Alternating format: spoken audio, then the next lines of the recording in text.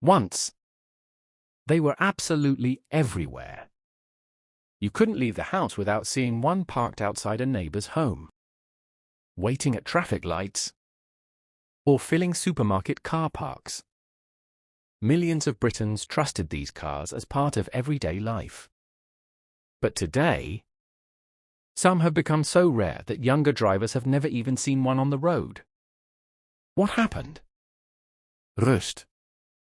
Changing fashions and time slowly erased them from Britain's streets. Here are 10 British cars that vanished from our streets. Number 10. Austin Maestro. When the Austin Maestro arrived in 1983, Austin Rover believed it had finally built the modern family hatchback Britain had been waiting for. It looked fresh. It offered plenty of interior space. Fuel economy impressed buyers, and early demand was surprisingly strong. Families appreciated its practicality, while company fleets ordered them in large numbers. For a few years, the Maestro seemed to be everywhere. But its success didn't last. Build quality never quite matched the best European rivals. Electrical problems frustrated many owners, while rust slowly claimed countless examples. As newer hatchbacks from Ford and Vauxhall appeared, the Maestro quickly lost its place. Owners traded them in, dealers stopped wanting them, and scrapyards filled up. Today, spotting an Austin Maestro on British roads feels genuinely unusual.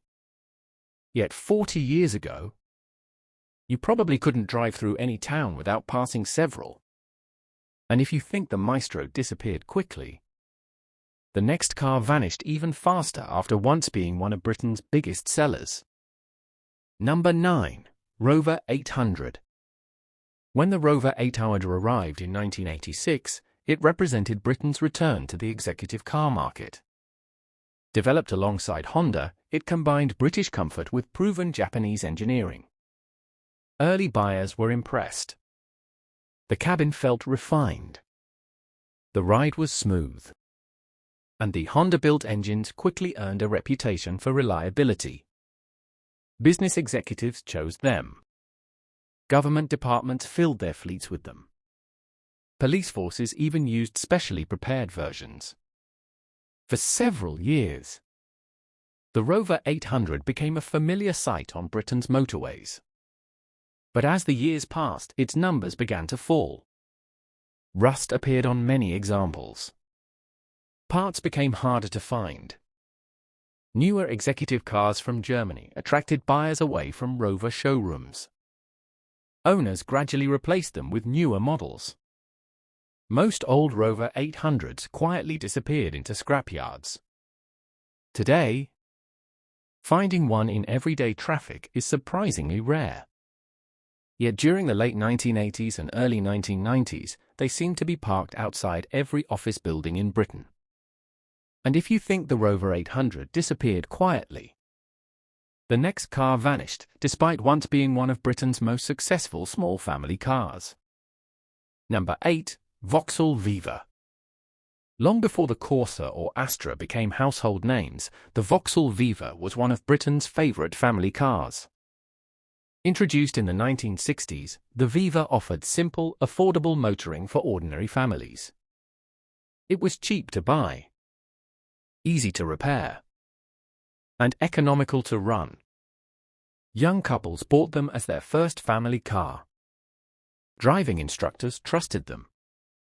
Small businesses relied on them every day. For years, the Viva became one of the most common sights on British roads.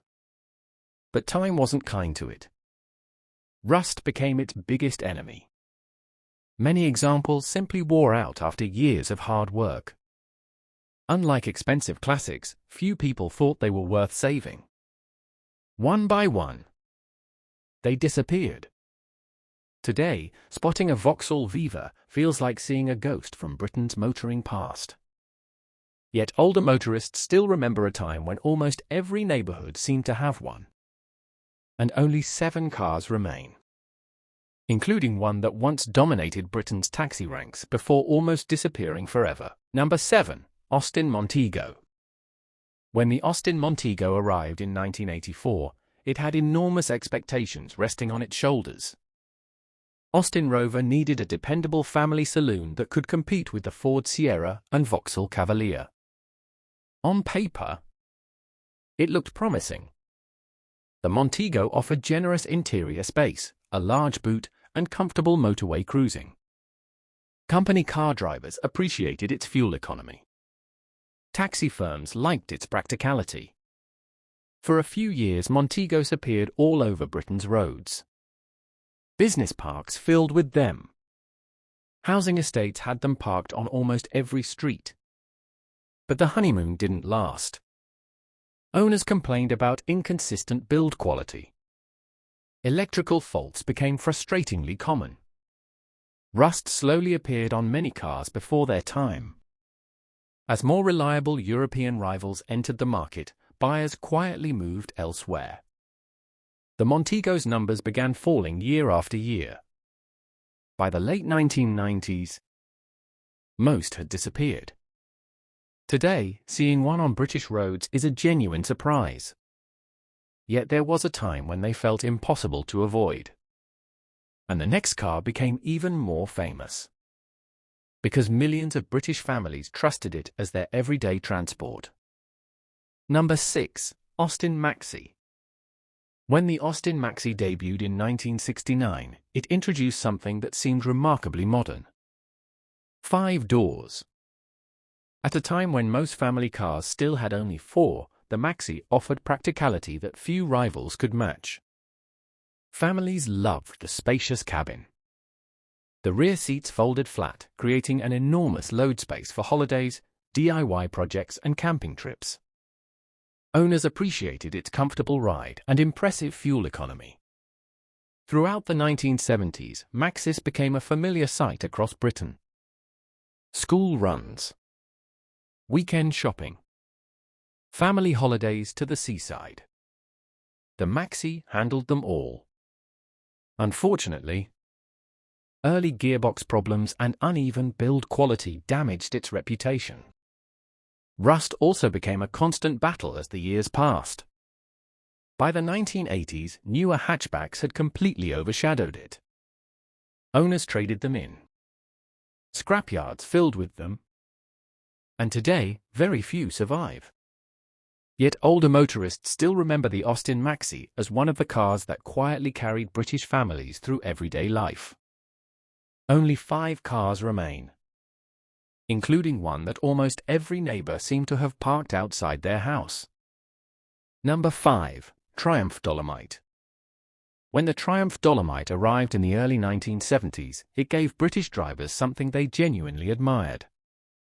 It looked stylish. It felt comfortable.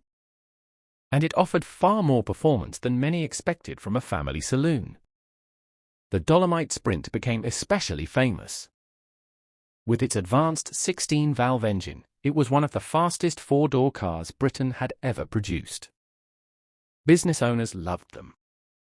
Driving enthusiasts admired them.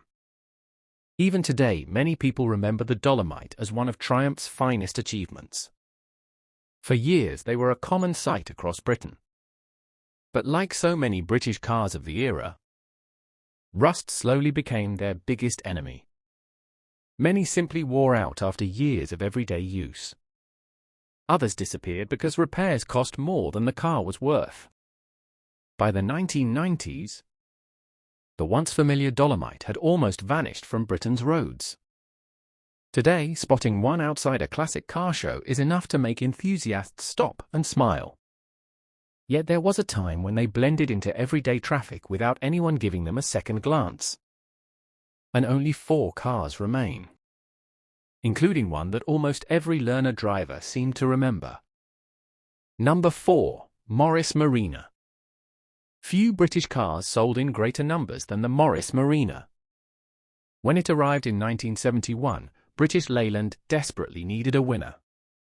And initially, that's exactly what they got. Families bought them in huge numbers. Company fleets ordered thousands. Driving schools filled their forecourts with Marinas. For a while, they were absolutely everywhere. Many owners appreciated the spacious cabin, simple mechanical design, and affordable running costs. Almost every local garage knew how to repair one. Spare parts were cheap. Keeping a Marina on the road wasn't difficult. But time eventually caught up with them. Rust attacked the bodywork. Newer front-wheel drive family cars made the Marina feel old-fashioned. Owners gradually traded them for more modern alternatives. Most ended their lives in scrapyards. Today, seeing a Morris Marina on Britain's roads is incredibly rare. Yet older motorists still remember when every neighborhood seemed to have several parked outside. And the final three cars include two true British legends that millions of people still wish they could see on the road again. Number 3, Rover 200. When the Rover 20T arrived in the late 1980s, it gave Rover exactly what the company desperately needed: a dependable modern family car.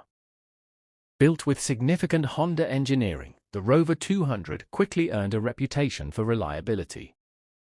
Families trusted them. Young professionals bought them as their first new car. Company fleets ordered thousands. The cabin felt well built. Fuel economy impressed owners. Servicing remained affordable. For much of the 1990s, the Rover 200 became one of Britain's most common hatchbacks. Then, everything changed. Rover's financial troubles damaged the brand. As newer rivals appeared, owners slowly moved elsewhere. Perfectly usable Rover 200s became almost worthless. Many were simply scrapped. Today, spotting one on British roads is surprisingly rare. Yet there was a time when they seemed to be parked outside almost every shopping centre and housing estate. And only two cars remain. Both of them, true British motoring legends. Number 2, Austin Mini. Very few cars ever became part of British life quite like the original Mini. Introduced in 1959, it completely changed the way Britain travelled. It was small, affordable, easy to park, and unbelievably practical. Young drivers loved them. Families squeezed into them. Celebrities proudly owned them. Even rally drivers proved how capable the little Mini really was. By the 1960s and 1970s, Britain simply couldn't get enough of them. They appeared in every town, every village, every supermarket car park. Many owners kept their Minis for years because they were inexpensive to run and surprisingly reliable when properly maintained. Sadly, rust eventually claimed thousands. Many disappeared simply because nobody imagined they would ever become valuable classics. Today, a good original Mini attracts attention everywhere it goes. But older Britons still remember when they were simply another everyday sight. And now, only one car remains. The British car that almost everyone remembers seeing. Number 1, Morris Marina. If there was one British car that truly vanished from our streets, it was the Morris Marina. For more than 20 years, it served Britain faithfully. Builders trusted it. Shopkeepers relied on it. Families filled it with children and luggage. Postmen delivered letters in it. The Marina earned its reputation through honesty, simple engineering, affordable maintenance, and remarkable reliability. Many owners drove the same Morris Marina for well over a decade. Children learned to drive in the very same car their parents had owned. During the 1950s and 1960s, the Marina was simply part of everyday Britain. Then newer cars slowly replaced it. Rust claimed thousands more. Most quietly disappeared into scrapyards without anyone imagining how valuable they would one day become. Today, seeing a Morris Marina on the road feels special. Because these once ordinary cars have become treasured reminders of Britain's motoring past. The cars may have vanished, but the memories never did. These cars once filled Britain's roads. Today, many younger drivers have never even seen one outside a museum or classic car show. Which of these British cars do you remember seeing every day?